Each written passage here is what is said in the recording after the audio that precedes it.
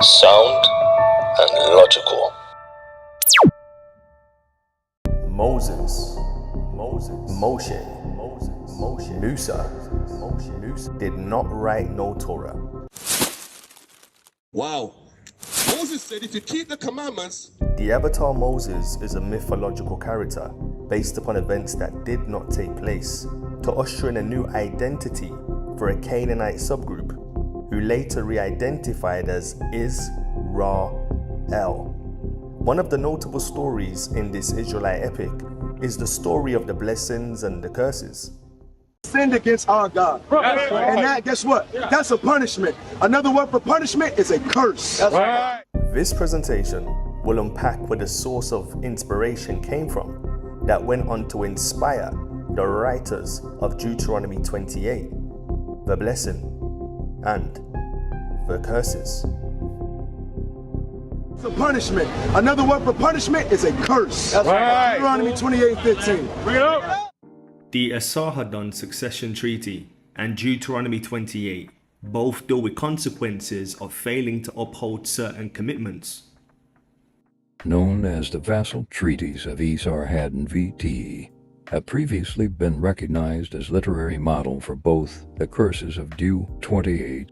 Deuteronomy 28 is a biblical chapter from the Old Testament detailing blessings for obedience to Yahweh's laws and curses for disobedience. It's part of the Mosaic covenant and emphasizes moral and religious adherence with consequences tied to Yahweh's judgment.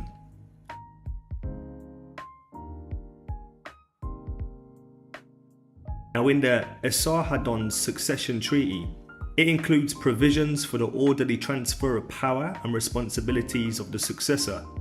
The treaty often contains clauses about penalties or repercussions for failing to fulfill obligations related to succession and governance.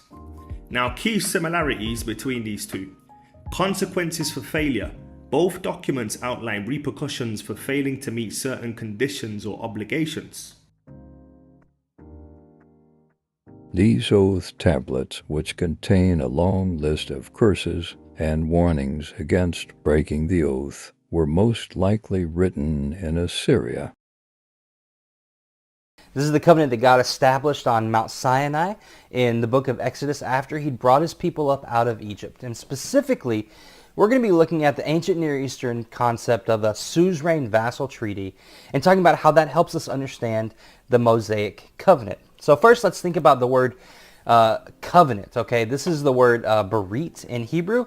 According to George Mendenhall, a covenant is an agreement enacted between two parties in which one or both make promises under oath to perform or refrain from certain actions stipulated in advance. Okay, so this concept of covenant is important because the level of responsibility between people in the ancient Near East is determined by their blood relationship. Okay, so that is, the phrase "blood is thicker than water" is what we typically, how we typically describe that in our culture.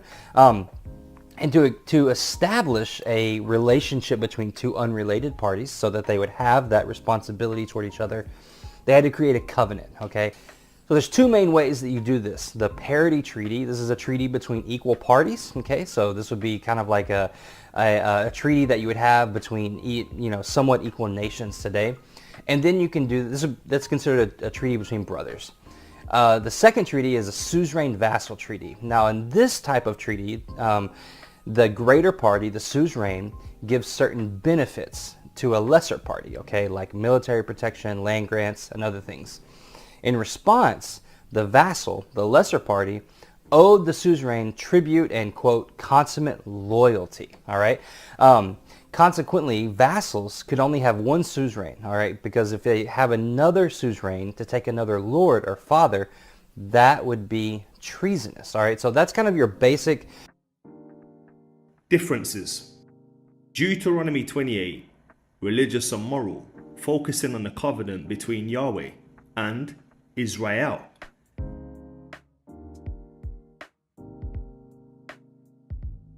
sinned against our God. And that, guess what? That's a punishment. Another word for punishment is a curse. Deuteronomy 28:15. Bring it up. Absolutely. We're going to show you how to get out of this curse. Esarhaddon's treaty is political and administrative, focusing on governance and succession.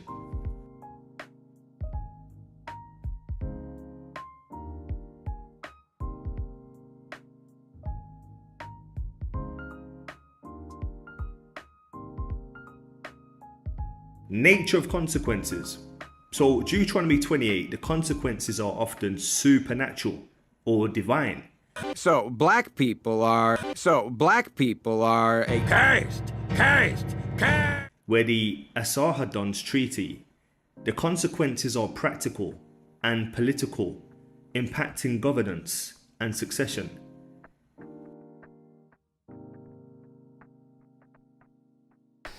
The reason this is significant is because this covenant that Yahweh or God established with Israel at Mount Sinai has striking parallels with suzerain vassal treaties. Okay, so these suzerain vassal treaties, Hittite suzerain vassal treaties, this ancient Near Eastern people group, their treaties had 6 basic features. Okay, so a preamble that identifies a suzerain, a historical prologue that recounts the previous relationship between the parties, covenant stipulations to which the vassal must agree, provisions for periodic reading and safekeeping of the covenant, witnesses to the covenant, and then finally blessings and curses should the vassal either keep or fail to keep the covenant. Now, the Sinaitic or the Mosaic covenant that God established with his people at Mount Sinai has all of those features, okay? And I'm just going to run real quickly through those, and then we'll move on to why that's significant. So, Exodus 20, verse 2, records the preamble that identifies Yahweh as a suzerain. It says, I am Yahweh, your God. We have in the second part, Yahweh reminds the people that he rescued them from from slavery in Egypt. That's the historical prologue that recounts the previous relationship between the parties.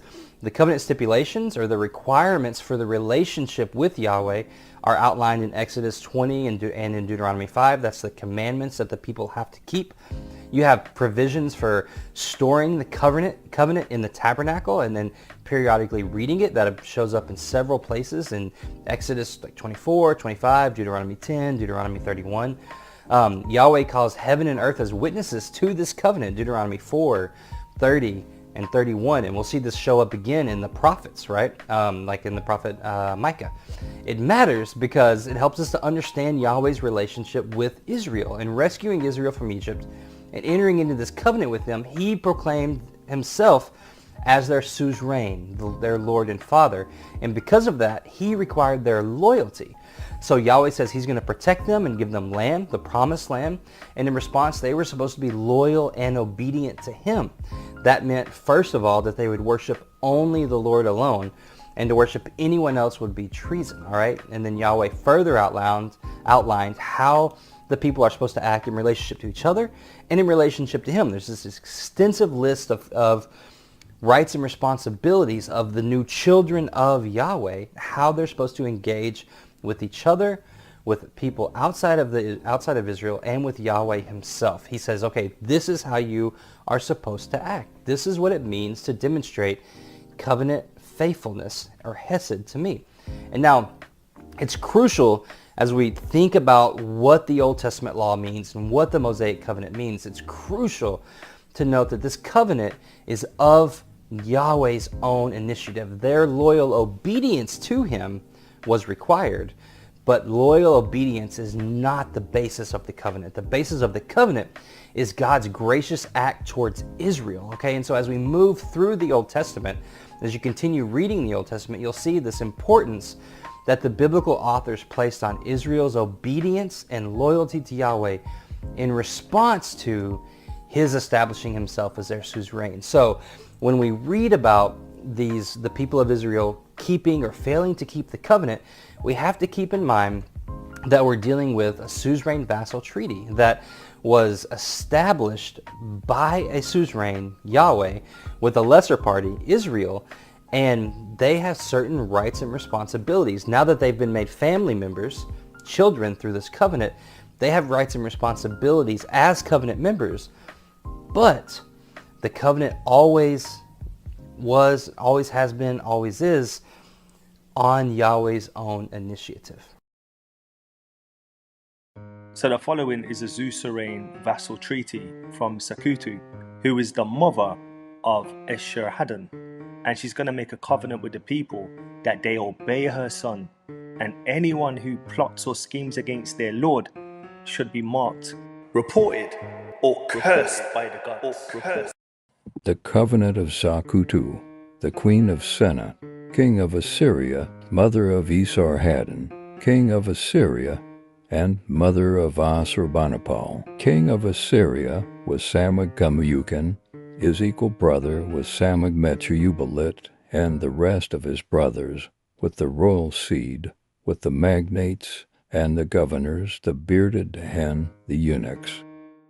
The royal entourage, with the exempts and all who enter the palace, with Assyrians high and low. Anyone who is included in this covenant which Queen Zakuta has made with the whole nation concerning her favorite grandson Ashurbanipal. Any one of you who should fabricate and carry into effect an ugly, an evil thing, or a revolt against your lord Ashurbanipal, king of Assyria, in your hearts conceive and put into words an ugly scheme and evil plot against your lord Ashurbanipal, king of Assyria. In your hearts deliberate and formulate an ugly suggestion and evil advice for rebellion and insurrection against your lord Ashurbanipal, king of Assyria, or plot with another for the murder of your lord Ashurbanipal, king of Assyria, may assure Sin, Shamash, Jupiter, Venus, Saturn, Mercury, Mars, and Sirius... Another word for punishment is a curse. That's right. Deuteronomy 28. And today we're going to be talking about his PhD dissertation, Something Old, Something Borrowed, or Something New, the relationship between the succession treaty of Esarhaddon and the curses of Deuteronomy 28. Quite an extensive list of parallels between the two of them. And with that being said, I want to start us off with this question. What exactly are the curses of Deuteronomy 28 for those that may not be familiar with this? Wow. Moses said, if you keep the commandments, God will set you as a nation on high above all nations of the earth, sis. But guess what, sister? There's always two sides to a story, right? That all these curses, All these what? all these curses shall come upon thee and overtake thee. Now, sis, that's the flip side. You don't do as you're told. Judgments, curses will come upon you. Deuteronomy 28:15. Bring it up. Absolutely. We're going to show you how to get out of this curse. There's no doubt about it. Yeah, read verse 15 for me. The book of Deuteronomy. Yeah, I mean, I think a good place to start would be to talk about what we mean by curses in general. And so curses are not really things that we find in our culture today, but they were definitely prominent in the various cultures that existed in the ancient Near East.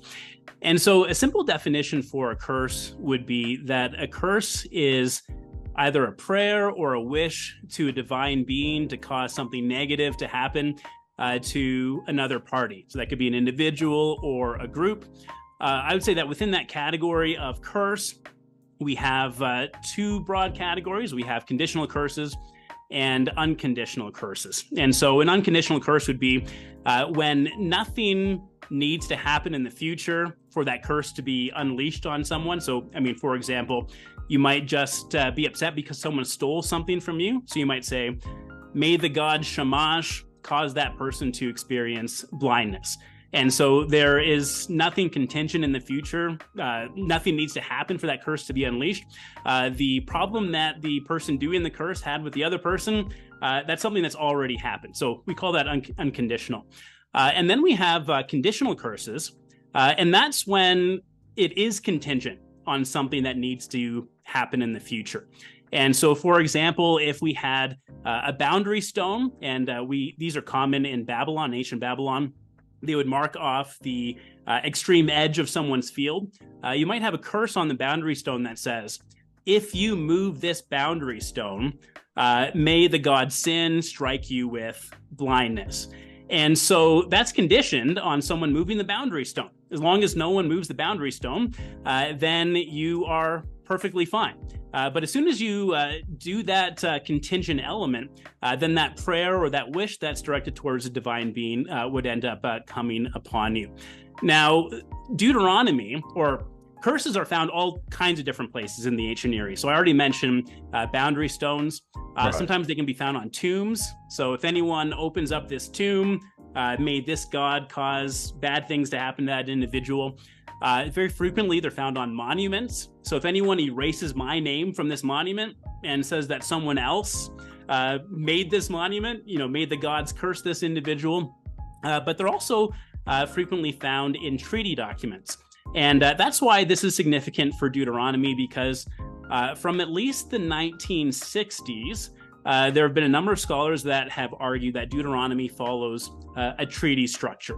And usually that's connected with Hittite vassal treaties. I'm not so much convinced about that. In fact, I'm doing a paper presenting that in November.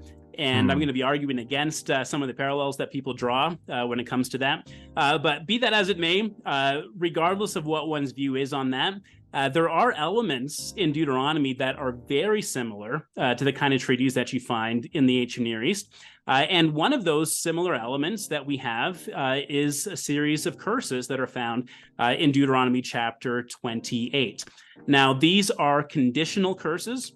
And so that means that their being unleashed would be contingent on something happening. And in Deuteronomy chapter 28, they're contingent on whether or not Israel keeps the stipulations that are found in the Deuteronomic Code. And so the Deuteronomic Code is the series of laws that we have running from Deuteronomy chapter 12 all of the way to Deuteronomy chapter 26. If the nation as a whole, according to the narrative setting of Deuteronomy, obeys those stipulations, they'll receive blessing. According to the narrative setting, if they disobey the stipulations as a whole, then they'll experience negative consequences. And so that's what we mean when we talk about curses in Deuteronomy. It's there to guarantee that Israel will fulfill their end of their obligation in the covenant that they have with Yahweh, the God of Israel.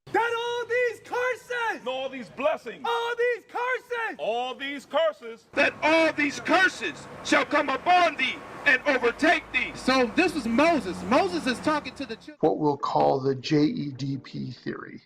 Early at the turn of the century, into the 20th century, theologians and scholars were coming up with a way of trying to figure out what source material contributed to the formation of what we were calling the Pentateuch. There was becoming more and perhaps even widespread disbelief that Moses could have written such a thing. And so they began to look for other ways and other sources to look for signs of development in the text. And one of the ways that they did that was to deny the integrity of the text as a whole, but instead say that the Pentateuch comes from several different sources. One of them liked the name Yahweh, Jehovah, which is the J. Another liked the word Elohim for God. And so we see in the Pentateuch the use of both names. The idea came to them that perhaps because there are two names and perhaps more, that those are different writers and their works are being combined by later writers, combined by the Deuteronomist, who is not Moses, but somebody who lives way later. And then way post-exilic, there are a priestly faction who are then editing all of this work to bring about what we call today the Pentateuch. So that was the story that was given as to how the Pentateuch came to be. Its source material was not Moses, but instead coming from different authors, shaped by others before it was passed down to us in the form that it is. And here's where archaeology stepped in and gave us a big help. Meredith Kline and others were looking at some of the documents that were coming out of the ancient Near East. And they began to look at what we'll call Hittite suzerain treaties. These were treaties that would date back even before the time of Moses. And so this particular kind of genre, we'll call it, the treaty genre, the kind of documentation that comes between an overlord king and a vassal king. So if you came in and you conquered my territory, you might choose to allow me to continue to be king over my own land, but I would then be subject to you. So I would send my taxes to you. I would give allegiance to you. If you went to war, I went to war on your side. If someone attacked me, you provided protection for me. I became a vassal king, and you were the overlord. So there would be a document, a treaty that would put together that would outline the relationship between you as conquering king and me as the vassal king. And these two kings would have certain different goals for that treaty. The suzerain king, of course, would want to maintain a relationship of submission. He doesn't want to be going to war all the time. So he wants, if he's going to leave me in charge as a vassal king, the overlord wants my submission, but he also wants peace. And so he's hoping to develop a relationship by which I will not just try to rearm myself in order to throw off his authority, but instead he will hope for putting together something that would maintain my submission, but also maintain peace. The vassal king then, who is the defeated king or some other smaller ruler, will be looking for in the relationship security, so that if he's a small king and he's already lost a war to the overlord, he doesn't want to be fighting all the time to try to maintain his own independence. If he can get the overlord to fight his battles, you see, he's in a much better shape. And so the vassal king is looking for security, for prosperity that can be handled by having a good relationship with the overlord. And the suzerain is looking to maintain peace as well, and the allegiance and the submission of those vassal kings. So they would put together these treaties which were designed to inspire both submission and trust in the vassal. And these treaties had a particular kind of terminology. So when the overlord began to describe what needed to happen between the overlord and the vassal, he would use phrases like, know the king. So the idea is that the vassal king would acknowledge the rightful position of the overlord. But know wasn't the only one. There was one to fear the king. And this describes the allegiance and the reverence that was due to the overlord because of his position. And the ideal relationship was to love the king. The idea here is that animosity would be buried, and now what we would have is a vassal king who loved and trusted his overlord, gladly paid his debt in taxes to the overlord, and rejoiced in the fact that prosperity and peace was now coming both ways. So in these treaties, to use the word to know or to fear or to love was to describe the relationship that was expected or hoped for between the overlord and the vassal king. Is it starting to sound interestingly familiar?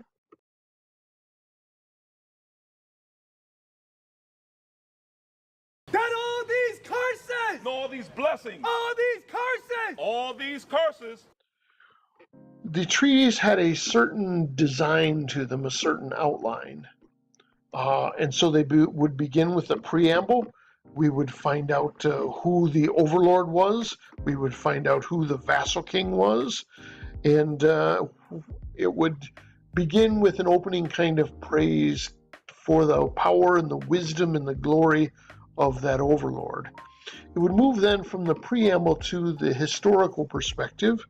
The historical perspective would tell all the good things that the overlord had done for the vassal in the past.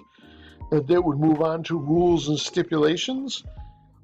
Here's what the vassal is responsible for doing, and even some what the overlord would do. There are blessings if you respond in obedience to the overlord, and curses if you don't. And we will call the gods to witness this covenant, this treaty between us.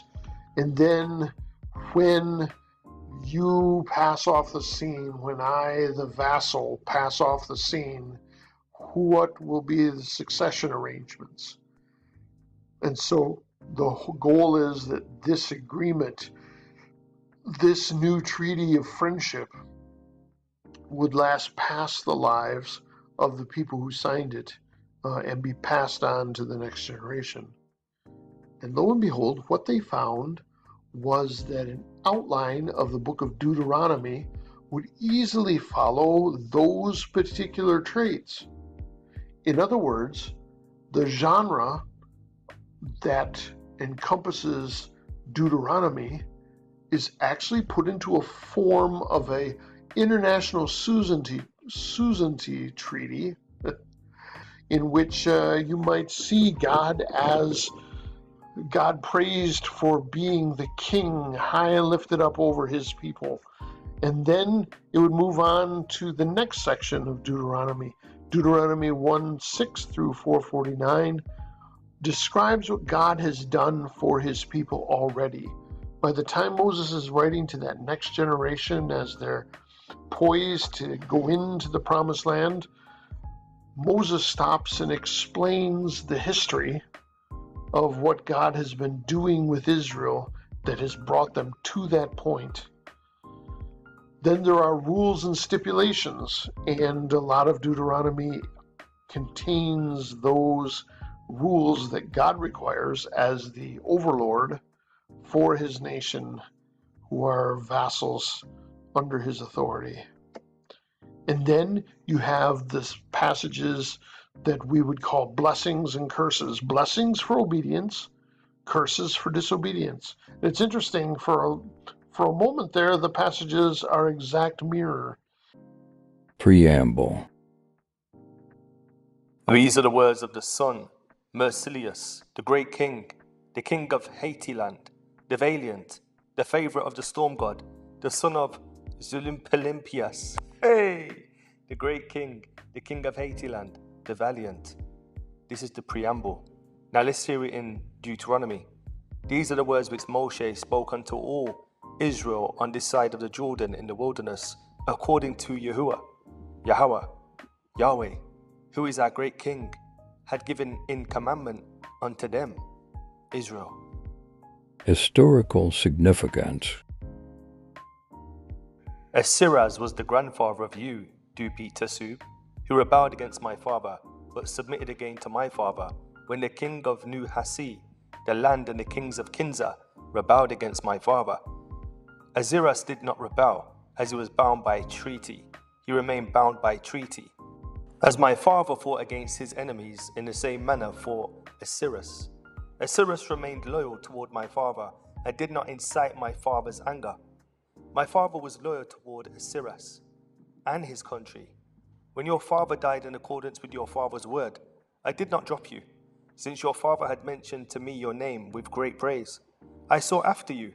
To be sure, you were sick and ailing, but though you were ailing, I, the son, put you in the place of your father, and took your brothers and sisters and the Amaru land in oath for you. Stipulations.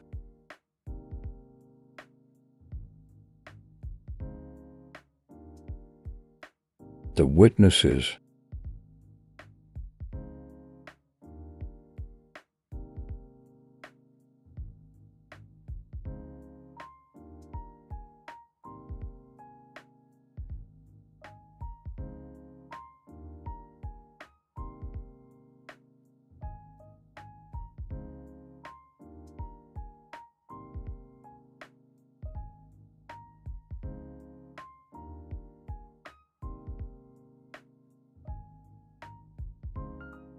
I would probably argue that maybe the second greatest discovery as far as biblical application goes is the discovery of these ancient Near East treaties and what they mean for us in our understanding of Scripture. So you're going to want to have in front of you the sheet that says Suzerain Vassal Treaty. We have a suzerain and vassal here that are going to help us. Now, let me ask you this. Have you ever read Genesis 15 about dividing these animals into and smoking fire pots and blazing torches and go, what is going on? Right? How many of you ever felt that reading Genesis 15? I have for years. And today that's going to all make sense. The word of the Lord came to Abram. Notice the name, right? Abram in a vision. Do not be afraid, Abram. I am your shield, your very great reward. But Abram said, Sovereign Lord, what can you give me since I remain childless, and the one who will inherit my estate is Eleazar of Damascus? And Abram said, you have given me no children, so a servant in my household will be my heir. Then the word of the Lord came to him. This man will not be your heir, but a son who is your own flesh and blood will be your heir. He took him outside and said, look up at the sky and count the stars, if indeed you can count them. And then he said to him, so shall your offspring be. Okay, an introduction. He says to him in verse 7, I am the Lord who brought you out of Ur of the Chaldeans to give you this land to take possession of it. In the normal case of a suzerain and vassal treaty, the suzerain and vassal would walk together going through. And in most cases, it was the vassal, the tacho, that made most of the vows of commitment. Now, there were vows of commitment that were made by the suzerain, things like, I promise to protect you. And if someone comes after you, they come after us. You know, there was that fatherly protection. But most of the commitment came from the subject. I'll be faithful, I'll serve you, I'll be loyal, I'll walk with you, I'll protect the nation, you know, all those kinds of things. Now, in this case, where is Abram? He's asleep over on the side. He's got this foreign view, like he's looking over at these animals lined up and cut in two. And what's passing between the animals? A smoking fire pot and a blazing torch, both representing deity. Those in the ancient Near East represented God. And you could check that out. These blessings and curses are designed to persuade Israel to keep the terms of their covenant with God. And that takes place in Deuteronomy 31 through 34. And then there are, at the end of Deuteronomy, succession arrangements, because Moses is going to pass on the power to a Joshua and then to the elders. And so Deuteronomy 31 through 34 indicates what God has planned for the succession arrangements of his law. Now you're probably asking, why did I start out? Oh, you might ask first, where are the witnesses? I call upon heaven and earth. You can see it in Deuteronomy chapter 4, and then you can see it in Deuteronomy 30 as well. So all the elements of a Hittite suzerain treaty are available to us in the book of Deuteronomy, both in the terminology of the relationship, in the witnesses, and in the structure of Deuteronomy itself. How was the Treaty of Esarhaddon connected with Deuteronomy 28? And so I think it's best just to call it the Loyalty Oath of Esarhaddon. And it was published to guarantee that Ashurbanipal, the crown prince of the Neo-Assyrian Empire, would ascend to the throne of the Assyrian Empire at the death of his father, Esarhaddon. And there are a couple of reasons why this loyalty oath needed to be written. One of the reasons has to do with the fact that Ashurbanipal was not the oldest son. So he was not the first crown prince. He wasn't the first in line to be king after Esarhaddon. And so because it would be an unusual succession, Esarhaddon, his father, wanted to guarantee that when he died, all of the different governors in the Assyrian Empire, all the client states, would do everything that they possibly could to make sure that Ashurbanipal made it on the throne. And so there's some stipulations that say, if you hear about conspiracies that are happening, people are saying negative things about Ashurbanipal, you need to report it. You need to fight on his behalf. Make sure that Ashurbanipal ends up being on the throne. And so that's one reason, the irregular succession. The other reason has to do with the fact that Esarhaddon himself had trouble when it came time for him to come to the throne of the Assyrian Empire. There were other brothers who fought against him to be on the throne, and so he didn't want his son Ashurbanipal to experience that same kind of conflict. And so when this was first published in 1958,